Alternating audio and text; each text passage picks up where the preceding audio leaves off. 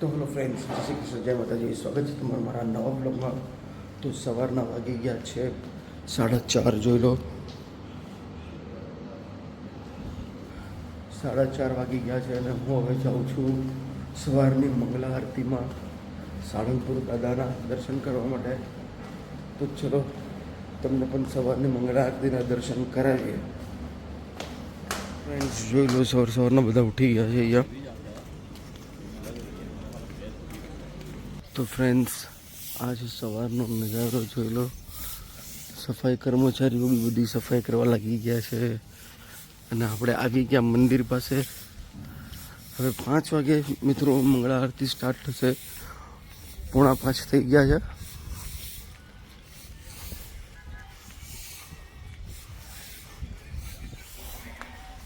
તો હવે આપણે બેસશું મંગળા આરતી માટે.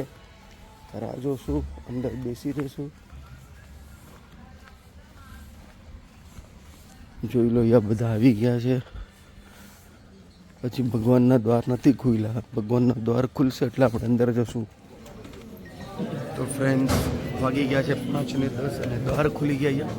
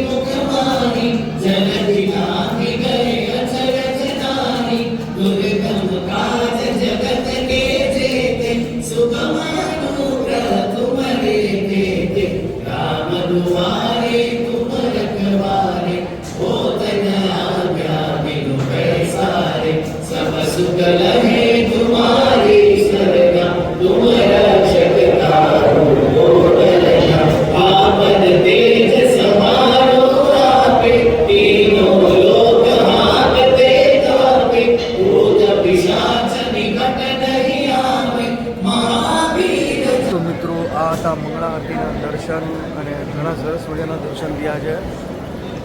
અને ગરબી જોઈ લો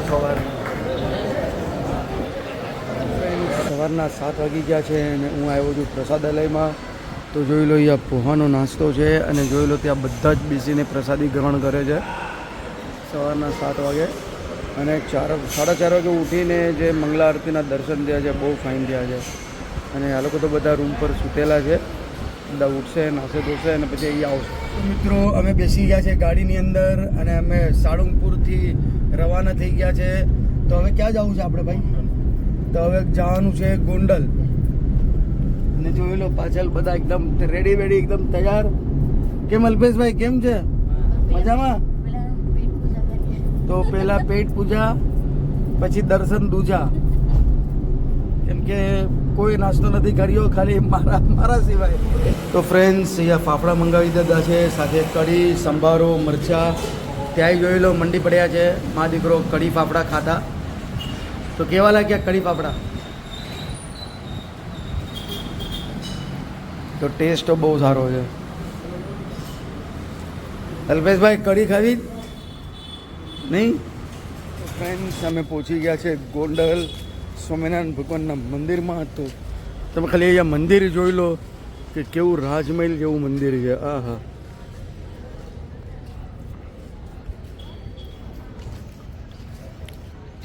તો ચાલો આપણે જઈએ દર્શન કરવા માટે.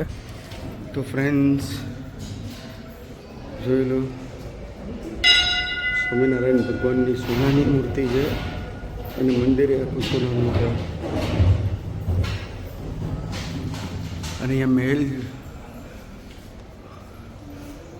ઘૂંઘટ જોઈ લો અને મંદિર જોઈ લો કેટલું ફાઇન છે. એકદમ આખું માર્બલનું મંદિર છે અને એના ઉપર આ બધું કાર્વિંગ કરેલી છે.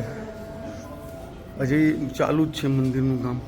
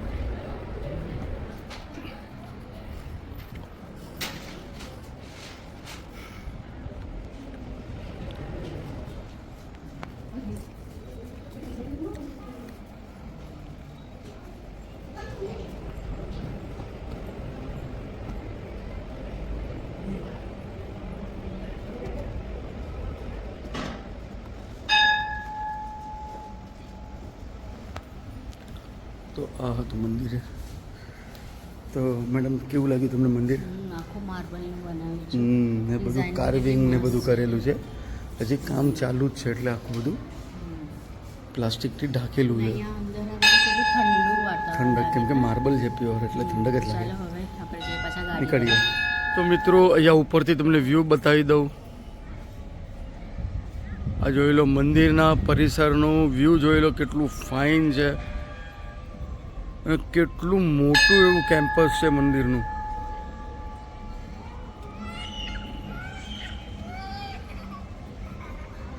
તો મિત્રો આપણે મુંબઈમાં તો આવું જોવા જ નહીં મળે. જોઈ લો બાઇક ઉપર આખું સેટઅપ, પ્લેટિના ગાડી, હા પ્લેટિના ગાડી ઉપર આખું સેટઅપ બનાવેલું છે ભાઈ ગોલાનું.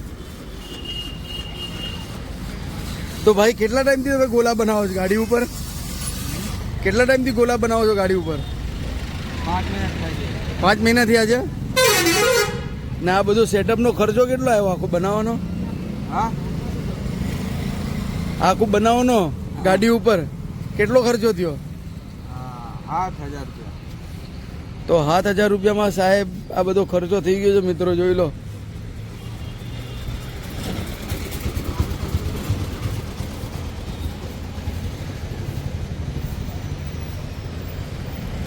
તો મિત્રો અમે આવી ગયા છે વીરપુર જલારામ બાપાના દર્શન કરવા માટે અને ટાઈમ થયો છે 12:20 અને અહીંયા જોઈ લો ઘણી બધી દુકાનો છે. હું બી ઘણા ટાઈમ પછી આવ્યો છું વીરપુર જલારામ બાપાના દર્શન કરવા. તો ચાલો હવે મંદિર આવશે.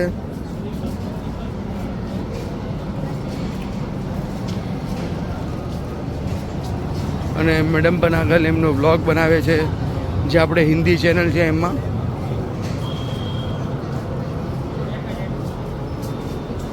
તો જોઈ લો કેટલી મોટી દુકાન છે, જોઈ લો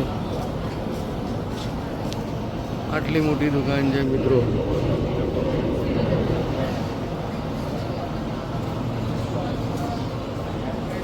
જલારામ બાપાના દર્શન થઈ ગયા અને પ્રસાદી બી બહુ મસ્ત હતી, એકદમ એટલી સરસ હતી ને.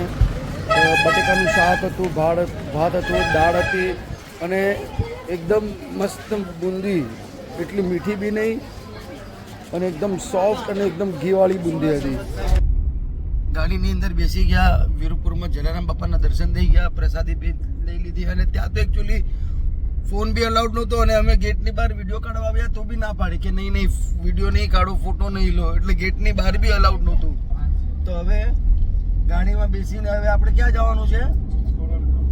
તો હવે જવાનું છે આપણે ખોડલધામ અને આર્યા મેડમ ને હું આવી ગયો છું અહીંયા પાછળ બેસવા માટે અને દિવ્ય જતો રહ્યો છે આગળ. અને આપણે જે ગાડી છે એ તમને માંગરોળમાં સમજો તમે આવો ને તમને ગાડી બુક કરવી હોય તો આપણા ઘરવા ભાઈ જ છે.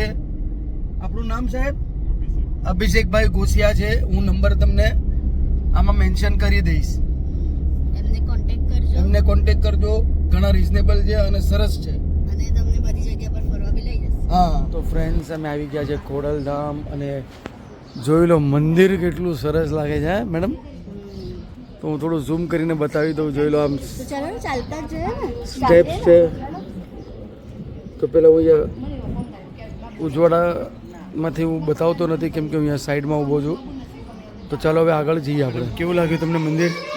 ખોડિયાર માતાનું મંદિર અને અંદર તો અને માતાજીની મૂર્તિ જે સ્વરૂપ છે એકદમ તેજ છે માતાજીના સ્વરૂપમાં. જગ્યા જો બાપ રે, કેટલું વિશાળ જગ્યા છે, એટલી મોટી બહુ મસ્ત બનાવે છે. કેમ કે અંદર ફોટો વિડીયો અલાઉડ નથી ને. બહુ મોટી જગ્યા છે. દર્શન તો કરાવી લો મંદિરનું. હા હું અહીંયાથી કરાવી દઉં.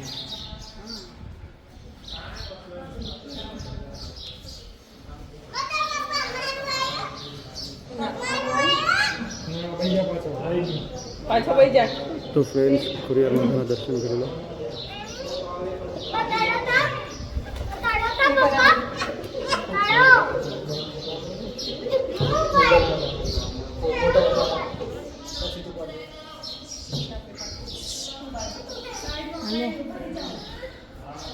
અને અહીંયા જોઈ લો મંદિર,